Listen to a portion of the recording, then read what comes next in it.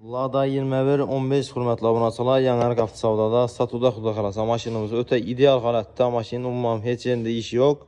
Motor aptol yemidi, polni. Mashina krashga telen. Kraskasi bir şey shunda va boshqalari родной.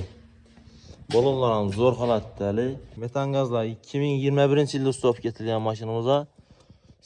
Mashinamizning salon qismi sidnalar chig'ollangan, oyoq tiylar döşelgen, neolim poliklar döşelgen maşinamızın 222 ming yurgan mashinamiz. Sidnalar podogref sidna bo'ladi.